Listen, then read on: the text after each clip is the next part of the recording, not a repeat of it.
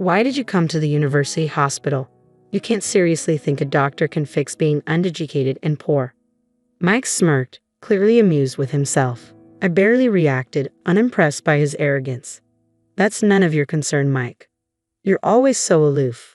But no matter how prestigious the hospital, they can't cure ignorance or poverty." I didn't even bother with a fake laugh at his weak attempt at humor. Then suddenly, a nurse came rushing toward us. She looked directly at me, waving urgently. "Doctor, we have an emergency. The patient's unconscious and in critical condition. Please come quickly." My name is Jessica, and I'm the oldest of 4 siblings. When I was in elementary school, our father passed away, leaving our mother to raise us on her own. The debt he left behind made it nearly impossible for her to make ends meet, no matter how hard she worked. At her request, I dropped out of high school to take a job at a nearby factory, determined to support my family so that my siblings could pursue their dreams without the burden of financial strain. Everything changed when I turned 18. After several dinner invitations from my supervisor, he asked me if I'd considered dating him.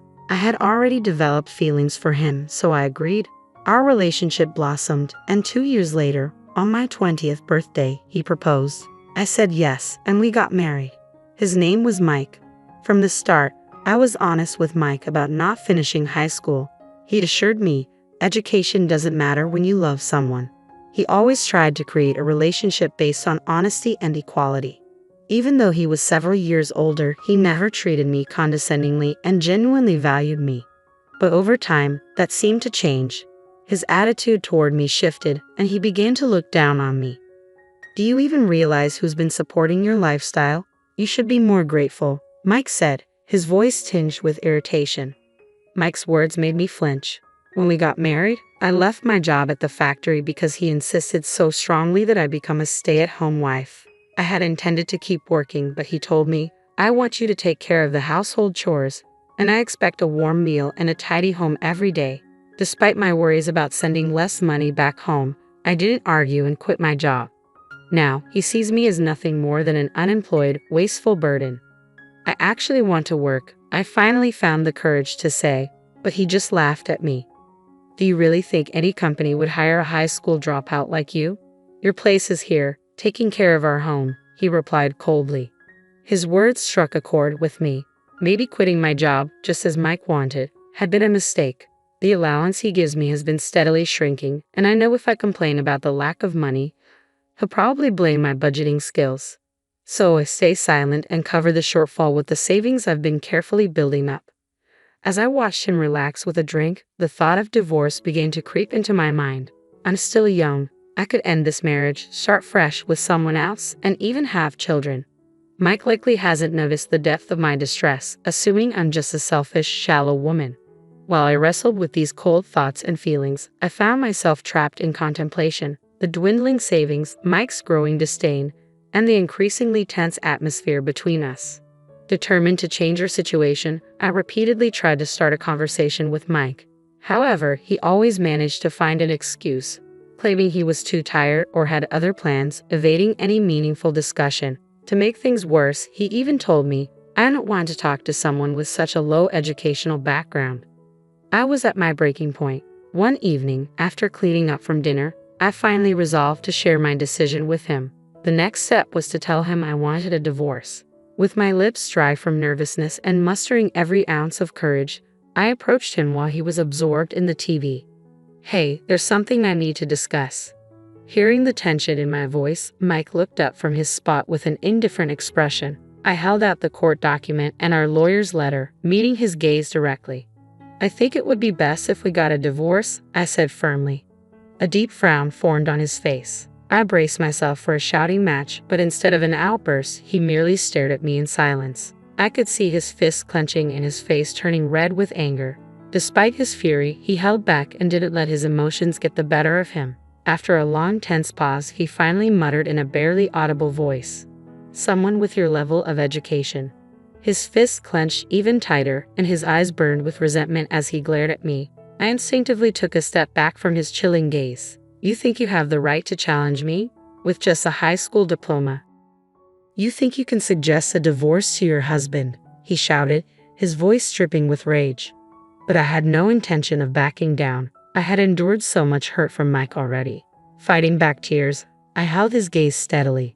The intensity of my stare seemed to momentarily unsettle him, a flicker of uncertainty crossing his face. Clutching the divorce papers tightly, I showed him my smartphone, where the screen displayed saved messages between him and a female coworker. Irrefutable evidence of his infidelity. It looks like you've been showering her with gifts even when you couldn't provide for our household. If I'm so unnecessary to you, then let's get a divorce. Free me from this situation. For the first time, my husband was at a loss for words. He clearly hadn't expected me to have evidence of his affair. Perhaps he thought I'd never discover it. Though he struggled to find a response, his attempt at a smirk was laced with sarcasm. Living with someone not so bright can be stressful. I need some occasional refreshment, he said, admitting to the affair with no hint of remorse, then turned back to the TV as if the conversation were over. The emptiness of his response was palpable. I swiftly moved to his side and turned off the TV, filling the room with silence. With his disgruntled gaze now fixed on me, I summoned all my strength to steady my trembling legs. I held out the divorce papers again. All you need to do is sign these. Please, I'm begging you. Why is Mike so resistant to divorce? He despises me, claims to be miserable in our daily life, and yet he clings to the pretense of our marriage while being involved with another woman. Why won't he just leave? I can't make sense of it. If he believes I don't have the right to suggest a divorce, then he should be the one to propose it. I would do anything to distance myself from him. The fear of societal judgment for being served with divorce by my husband and even my own self-worth pale in comparison to my need to escape this situation. If you want a divorce so badly, my husband said with a sigh, taking the court documents in hand, then repay every cent of the living expenses I've covered so far. If you can manage that, I'll consider the divorce. That's absurd. It's impossible, right? After all, you're just an uneducated stay-at-home wife. Mike chuckled lowly, clearly amused. We've been married for 3 years, and during that time, the money he's given me for living expenses has, by even conservative estimates, totaled over $333,000. Although I haven't received much recently, repaying that amount from my savings alone is clearly out of the question. Most of the money went towards monthly rent and groceries, with nothing left for discretionary spending. Despite my efforts to save, I often had to dip into my savings. I couldn't accept his demand. Inside, I was in turmoil. He watched my confusion with a smug grin, and in that moment, a faint spark of determination ignited within me. I was resolved to prove him wrong, and my resolve became unwavering. 12 years later, I found myself standing in the lobby of a university hospital, feeling disoriented. It was my first visit to this facility, and I was lost amid the maze of corridors. The busy staff seemed oblivious to my plight, leaving me stranded. I kept consulting the rough map I held, desperately trying to figure out where I was and where I needed to go. Is that Jessica? I suddenly heard my name called from behind. Turning around in surprise, I saw a middle-aged man standing there. I felt a sense of familiarity, but I couldn't quite place him. I'm sorry, have we met before? I asked, feeling a bit embarrassed. The man sighed and looked at me with a hint of annoyance. Do high school dropouts also forget faces? I can't believe you've forgotten the man you used to be married to. As I studied his face more closely, memories began to resurface, bringing back his familiar, arrogant demeanor. Mike. The moment I said his name, my ex-husband settled into a seat in the lobby, looking quite satisfied. Why are you here at the university hospital? Mike asked with a smirk. Surely you don't think a doctor can fix being uneducated and poor. He seemed quite pleased with his own words and chuckled to himself. I remained unruffled by his smugness. It's none of your business, Mike.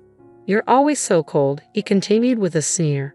No matter how prestigious this hospital is, I don't think they can cure a lack of education or poverty. I couldn't even muster a polite laugh at his attempt at humor.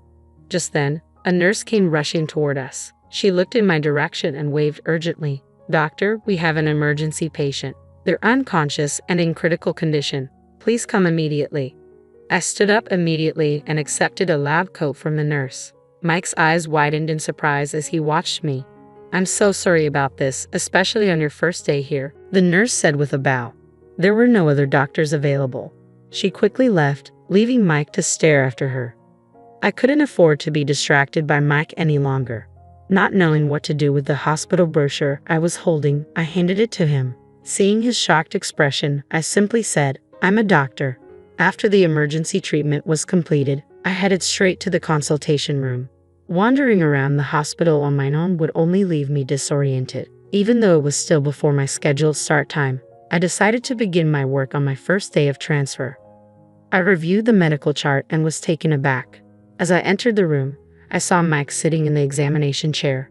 His expression mirrored my own shock, eyes widening in disbelief. According to the chart, Mike had heart problems and had been referred to this university hospital.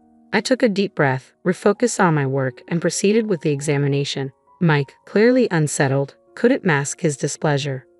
"Is there anything else you'd like to ask?" I inquired as I finished the examination. Mike murmured, "How did someone like you, a high school dropout, become a doctor?" A nurse working beside him looked at him in surprise. Not wanting to waste consultation time, I took a moment to reflect. "My father was a doctor," I began. Just to clarify, I didn't drop out of high school due to poor grades. Memories of my father came flooding back. He was often away, preoccupied with work, and much of his earnings went towards alcohol and nightlife, leading to significant debt. Despite his flaws, I owe a lot to him. His commitment to my education played a crucial role in my path. From a young age, I aspired to follow in his footsteps and never wavered in that dream. I excelled in my studies throughout elementary and middle school, and my mother always believed in me, saying, "Jessica will surely become a doctor." After my father's death and the need to start working right after middle school, my journey took a detour, but I kept learning diligently. I obtained my high school diploma and pursued medical school. "But there's no way you have the money to go to college." "My earnings were saved by my mom, and I also took advantage of scholarships," I replied. "Scholarships? For you?" His disbelief stunned a bit, but I quickly composed myself and met his gaze. "You used to mock me, calling me a middle school dropout and questioning my intelligence. That was just because you didn't know the whole story." Mike glared at me, his eyes filled with anger. As the nurse whispered that the consultation time was almost over, I turned to prepare the medical chart for the next patient, casting a final glance at Mike. "Regarding the living expenses you wanted me to repay, I can pay them back right now, even double if you prefer. My current income exceeds yours." Mike's face turned crimson, clearly struck by my words.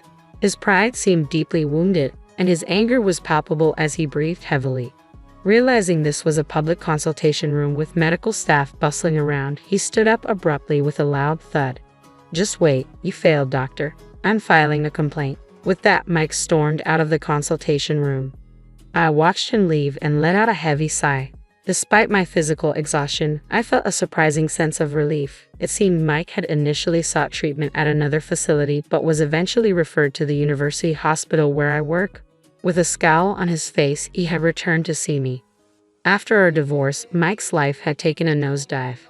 The female coworker with whom he'd had an affair had rejected him, and rumors about his infidelity and our breakup had spread throughout his company, leading to his resignation. The blow to his pride was compounded by being turned down by 2 women. His alcohol and cigarette consumption had increased, which he carelessly suggested might have contributed to his heart problems.